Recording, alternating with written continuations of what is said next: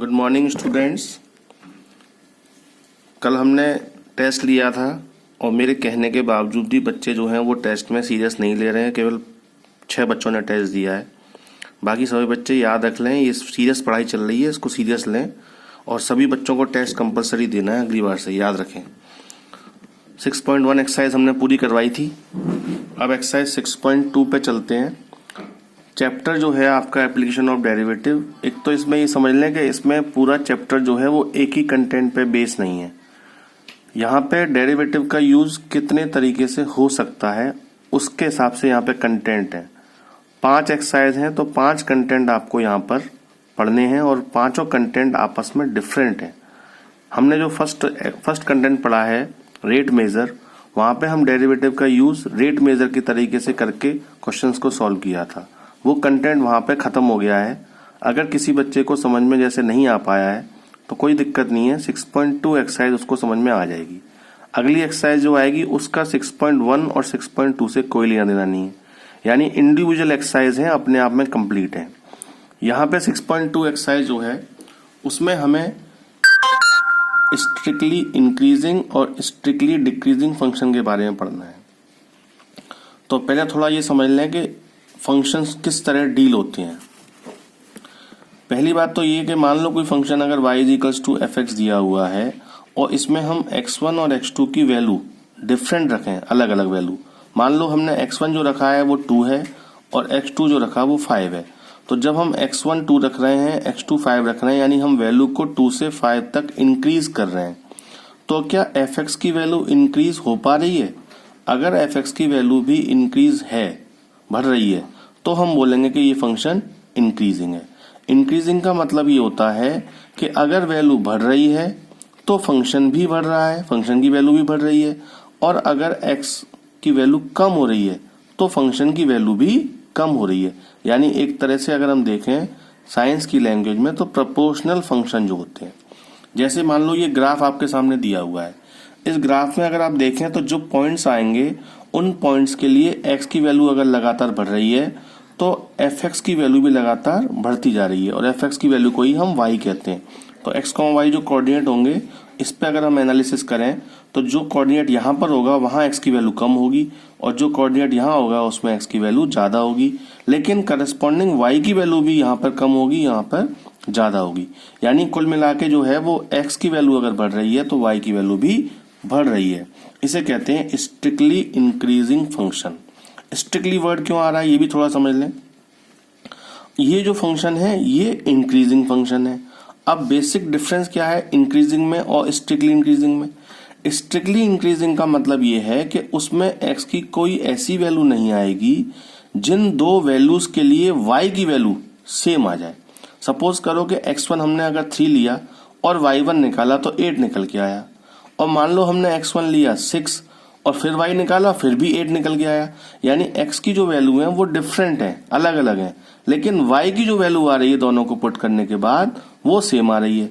यानी ये function increasing है, स्ट्रिक्टली इंक्रीजिंग नहीं है।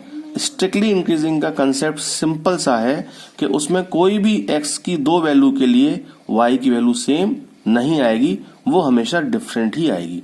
जैसे इस ग्राफ को अगर हम एनालिसिस करें थोड़ा सा तो देखिए यहाँ पे जब x की वैल्यू बढ़ती जा रही है तो एक पोर्शन पे आके ये जो ग्राफ है ये स्ट्रेट हो गया है, यानी ये कांस्टेंट चला गया एक तरह से, इसमें कोई चेंज नहीं आ रहा। इसका मतलब ये है कि यहाँ पे जो x की वैल्यू होगी उसके लिए y की वैल्यू, और यहाँ पे जो वैल्यू होगी उसके लिए y की वैल्यू सेम है।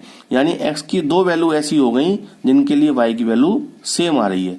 तो ये जो फंक्शन है ये इंक्रीजिंग फंक्शन है, स्ट्रिक्टली इंक्रीजिंग नहीं है। इंक्रीजिंग क्यों है?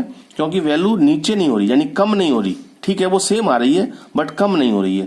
तो ये जो ग्राफ आएगा वो इस तरीके से आएगा, इसमें वैल्यू जो है बढ़ नहीं रही है, कांस्टेंट भी हो गई है किसी पार्ट में बट कम नहीं हुई है। तो ये दोनों में फर्क आ गया। इसमें ऐसा कोई पॉइंट नहीं है जिसके लिए वैल्यू सेम आई हो। तो ये जो है वो इंक्रीजिंग फंक्शन है और ये स्ट्रिक्टली इंक्रीजिंग है। स्ट्रिक्टली का मतलब उसमें वैल्यू सेम नहीं आएगी। सेम ऐसे ही डिक्रीजिंग का कंसेप्ट है। डिक्रीजिंग में अगर आप देखें तो यहाँ पे जो x की वैल्यू है और यहाँ जो x की वैल्यू है, यहाँ पे और यहाँ पे x की वैल्यू इंक्रीज हो गई है, लेकिन y की जो वैल्यू है वो यहाँ पे ये थी और यहाँ पे आगे y नीचे की तरफ आ गया, नीचे की तरफ माइनस में, यानी कम हो गई। यानी एक तरह से अगर हम देखें तो जब हम x1 को इंक्रीज कर रहे हैं, यानी x1 की वैल्यू पहले मान लो कम थी, फिर x2 की वैल्यू ज्यादा हो गई, लेकिन y की वैल्यू में उल्टा चेंज आया है, यानी y की वैल्यू और कम हो गई पहले से बढ़ने की बजाय, यानी उसको हम बोलेंगे decreasing function, strictly decreasing. Same ऐसा ही कंसेप्ट डिक्रीजिंग के लिए है। ये फंक्शन देखिए, इसमें जो वैल्यू है वो लगातार कम होती जा रही है, लेकिन ये जो एक पोर्शन आया है इतना, इस पोर्शन के लिए यहाँ पे वैल्यू सेम हो गई है, यानी यहाँ पे और यहाँ पे अगर हम देखें तो x1 कम होता जा रहा है। यहाँ पे x1 की वैल्यू कुछ और थी, यहाँ x1 की वैल्यू कुछ और थी, तो ये वैल्यू जो है वो लगातार क्या हो रहा है, जब x1 बढ़ रहा है y1 की वैल्यू सेम हो गई है, कम तो है ही लेकिन यहाँ आके सेम हो गई है। यहाँ पे अगर आप देखें तो ये वैल्यू लगातार नीचे जा रहा है ग्राफ, यानी ये वैल्यू कम होती जा रही है।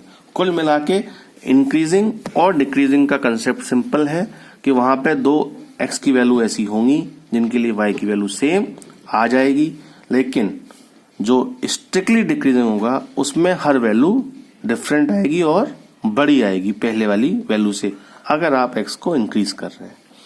कुछ फंक्शंस ऐसे भी होंगे जहां पे x की वैल्यू आप लगातार इंक्रीज कर रहे हैं तो y की जो वैल्यू है वो कभी इंक्रीज हो रही है और कभी डिक्रीज हो रही है। जैसे इस फंक्शन को अगर देखें तो यहाँ पे यहाँ से लेके यहाँ तक ये जो पोर्शन है इतना, इस पोर्शन के लिए इसकी वैल्यू इंक्रीज हो रही है, यानी ये ग्राफ ऊपर की तरफ चल रहा है, और यहाँ से लेके यहाँ तक के लिए अगर आप देखें तो इसकी वैल्यू जो है वो डिक्रीज हो रही है, यानी x को अगर हम इंक्रीज कर रहे हैं तो ये वैल्यू डिक्रीज हो रही है।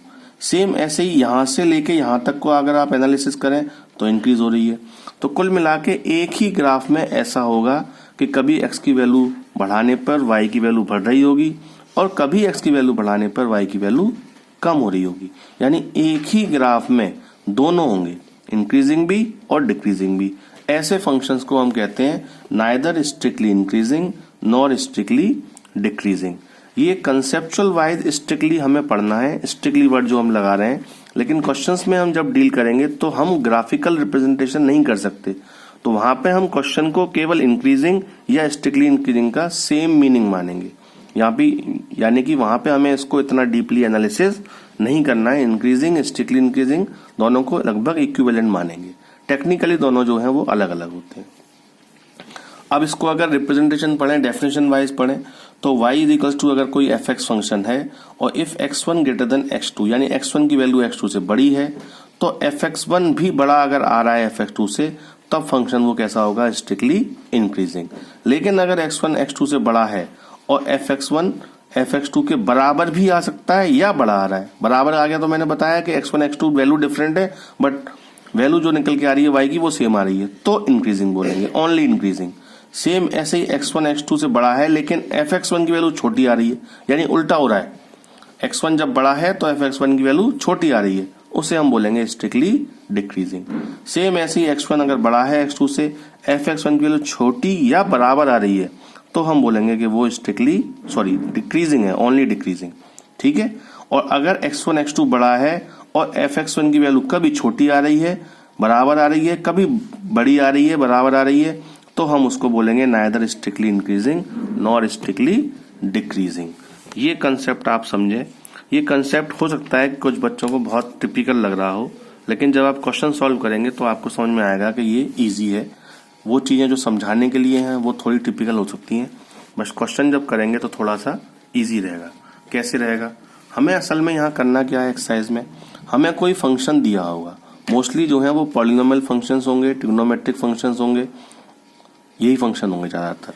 तो अगर हम देखें तो हमसे वो ये पूछेगा कि कोई ट्रिग्नोमेट्रिक फंक्शन या मान लो कोई पॉलिनोमियल फंक्शन दिया हुआ है, उसके लिए चेक करिए आप कि ये किस इंटरवल के लिए फंक्शन स्ट्रिक्टली इंक्रीजिंग है और किस फंक्शन के लिए ये स्ट्रिक्टली डिक्रीजिंग है, यानी हमें जो है उसको वो चेक करना है।